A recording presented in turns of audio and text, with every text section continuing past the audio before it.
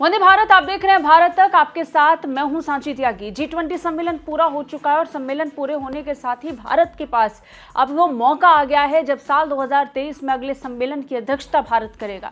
G20 अकेला ऐसा सम्मेलन नहीं है, इसके अलावा शंघाई कोऑपरेशन ऑर्गेनाइजेशन का जो अगला आयोजन होना है वो भारत में होना है, उसकी अध्यक्षता भारत करेगा। और सिर्फ इतना ही नहीं, अगले महीने होने वाली यूनाइटेड नेशन सिक्योरिटी काउंसिल की अध्यक्षता करने का मौका भी भारत के पास होगा। कुल मिलाकर दुनिया को एक मंच पर लाने की जिम्मेदारी भारत की रहने वाली है। लेकिन आगे आने वाले समय में भारत के लिए अवसर भी हैं तो चुनौतियां भी हैं। अवसर इस लिहाज से है कि भारत के पास एक सुनहरा मौका होगा जब वो पूरी दुनिया का नेतृत्व कर रहा होगा, पूरी दुनिया को एक मंच देने का काम भारत करेगा। लेकिन इसके साथ साथ चुनौतियां भी बहुत ज्यादा हैं।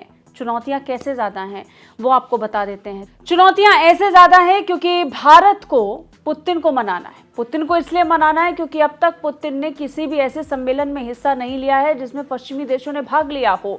अभी हाल ही में हुई बैठक में भी हमने ये देखा, G20 की बैठक हुई थी, पुतिन उस बैठक में नजर नहीं आए थे। हालांकि शंघाई कोऑपरेशन ऑर्गेनाइजेशन में पुतिन हिस्सा लेने जरूर पहुंचे थे जिसमें वेस्टर्न कंट्रीज नहीं थी।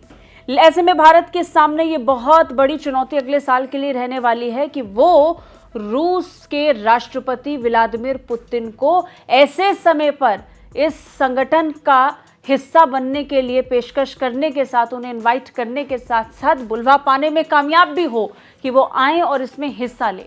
इसके साथ साथ भारत के ऊपर एक सबसे बड़ी जिम्मेदारी शंघाई कोऑपरेशन ऑर्गेनाइजेशन को लेकर के भी होने वाली है क्योंकि चीन के साथ भारत का तनाव है और अब तक हमने देखा है कि किस तरीके से भारत और चीन एक मंच पर आने की कोशिश तो करते हैं लेकिन सामने आने के बाद भी एक औपचारिक वार्तालाप दोनों देशों के बीच में नहीं हो पाती है। जब हम औपचारिक वार्तालाप का जिक्र कर रहे हैं तो हम बात कर रहे हैं प्रधानमंत्री नरेंद्र मोदी और राष्ट्रपति शी जिनपिंग की। दोनों के बीच में गलवान घटना के बाद से कोई औपचारिक बातचीत खुले तौर पर आपसी रिश्तों को लेकर या साझेदारी को लेकर नहीं हुए हैं।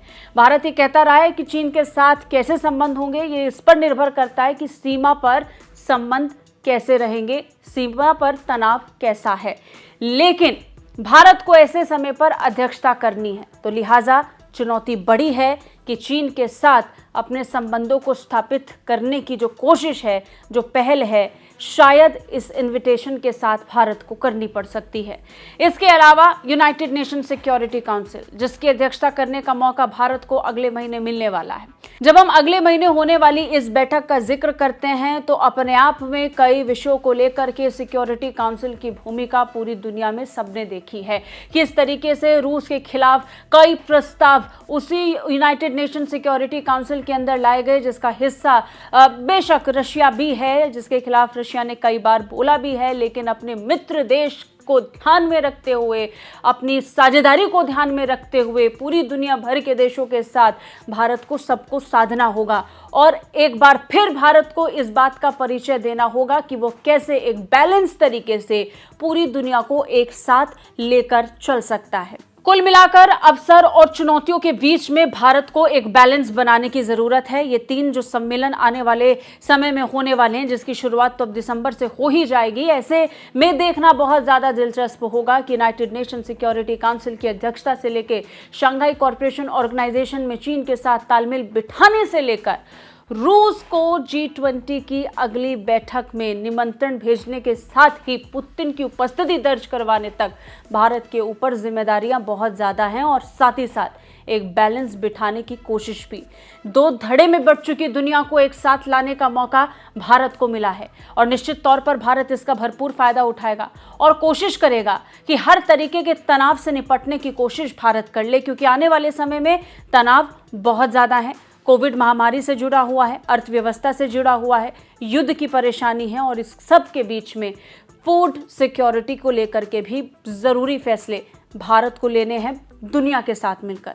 कैसी लगी रिपोर्ट कमेंट करके जरूर बताइए। बाकी रक्षा और विदेश मामलों से अपडेट रहने के लिए देखते रहिए भारत तक। जय हिंद।